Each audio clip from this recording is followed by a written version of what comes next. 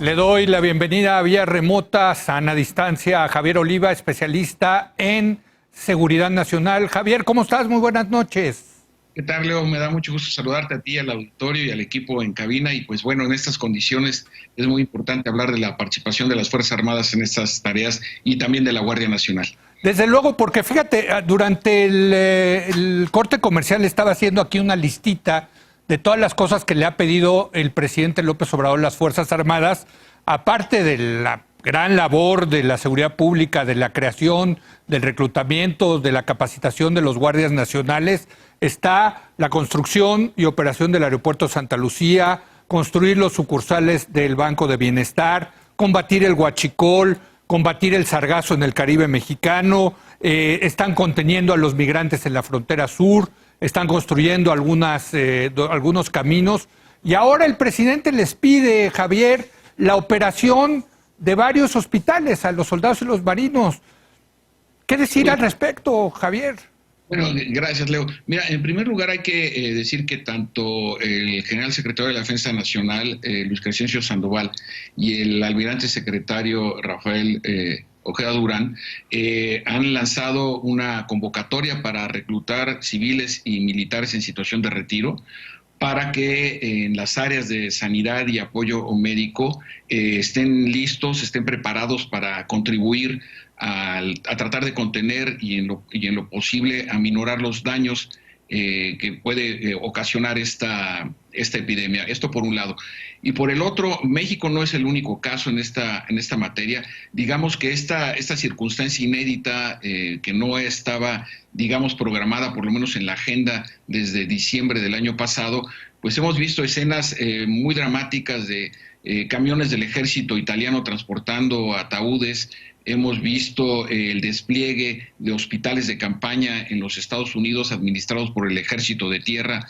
Hemos visto desde luego la participación del Ejército de Turquía enviando aviones a España e incluso un avión Antonov 240 de carga militar aterrizando en Nueva York.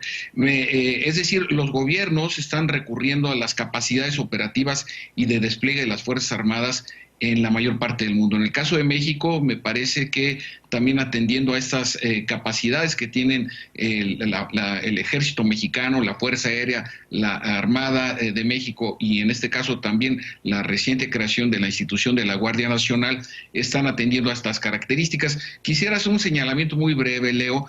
Hoy leía una entrevista del secretario general de la OTAN, Jens Stoltenberg, a propósito de cómo va a actuar la OTAN en lo que se refiere a la epidemia en Europa, y la respuesta fue muy importante. Dice, las sociedades, se refiere a las europeas, saben que cuentan con las Fuerzas Armadas para poder apoyar que esta crisis de salud pública pues no devenga en una situación de tensión social. Claro. De una manera análoga podríamos utilizar también este elemento en un contexto de cierta preocupación en varias partes del país que se puede aplicar al caso de México, Leo. Pero yo te hacía esta lista, Javier, porque creo que la pregunta que te quería hacer es, ¿no van a estar no se está sobrecargando mucho a las Fuerzas Armadas con muchas cosas y pueden quedar rebasadas? Porque yo sí creo como tú que lo que viene es muy importante para lo que viene las Fuerzas Armadas, muy importante. Sí, sin duda alguna, pero sí es importante que nuestro auditorio sepa, Leo, que las Fuerzas Armadas están contribuyendo a una coordinación que encabeza la Secretaría de Salud. Es decir, de alguna manera, no solamente la Secretaría de Hacienda, la Secretaría del Trabajo, la Secretaría de la Defensa, la Secretaría de Marina, la Guardia Nacional están contribuyendo, y la coordinación depende en este sentido de lo que se establezca en las políticas y programas de la Secretaría de Salud. Déjame decirte, por ejemplo, el día de mañana el presidente de la República asistirá al campo militar de Temamatla a supervisar las instalaciones de sanidad que hay ahí del Ejército Mexicano, porque parte de las camas que se encuentran allí serán destinadas a las personas que se encuentren afectadas de manera seria por el virus. El domingo también asistirá el presidente de la República a instalaciones hospitalarias de la Secretaría de Marina a hacer la misma supervisión. Y por el otro lado, la Guardia Nacional Nacional permanecerá en estas tareas desplegadas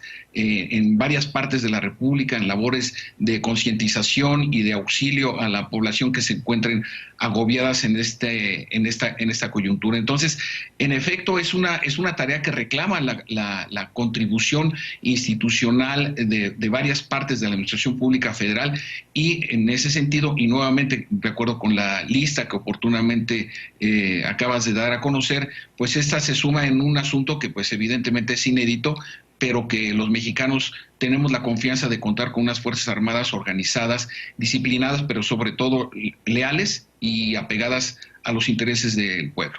Bueno, no tengo la menor duda, Javier, al respecto. La pregunta es si va a tener la capacidad el Ejército y la Marina, y tú creo que nos estás diciendo que sí. Y en ese sentido, quiero preguntarte sobre el programa DN3, que es un programa, por cierto, ya ya tiene mucha experiencia el Ejército, la Marina, con este tipo de programas, ¿no? Sí, el plan DN3E, que así se le conoce, Leo, y que es importante que nuestro teleauditorio lo sepa, fue creado en 1965 a propósito del desbordamiento del río Pánuco.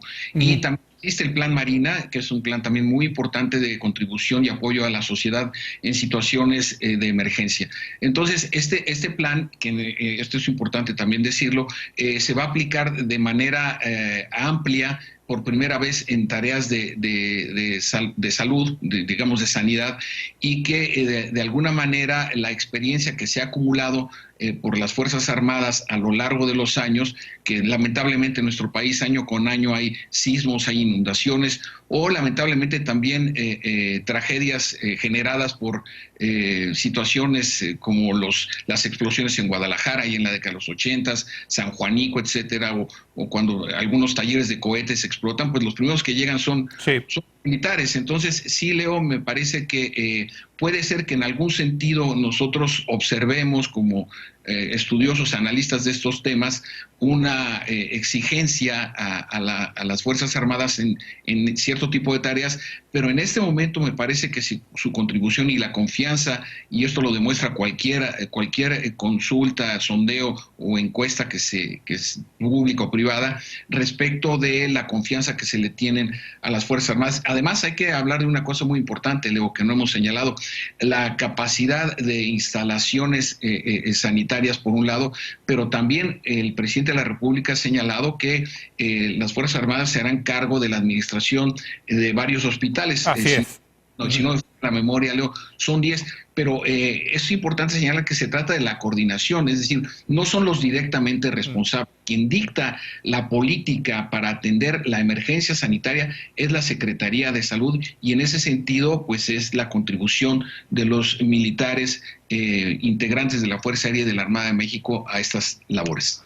Déjame preguntarte, porque la verdad a ti y a mí nos tocó vivir el terremoto de 1985 y el del 2017, ambos el 19 de septiembre. Yo creo que la diferencia entre uno y otro fue que vimos una participación mucho más activa de las Fuerzas Armadas en 2017 y por lo tanto hubo más orden social. Yo creo que vamos a necesitar mucho orden social, Javier, en esto. En ese sentido, yo creo que las Fuerzas Armadas van a ser fundamentales para lo que viene, man. Sí, sobre todo, ¿sabes qué, Leo? Y como bien señalas, y aquí me haces revelar casi nuestra edad, pero bueno, ese no es tema. Aquí hay que señalar que también las Fuerzas Armadas van acumulando a través de los años sus experiencias. El centro de lecciones aprendidas es muy importante para saber qué se hizo bien y qué se hizo mal. Y entonces han ido depurando. Déjame recordarle a nuestro auditorio que el ejército mexicano estuvo colaborando con la población de Nueva Orleans cuando se da ciclón.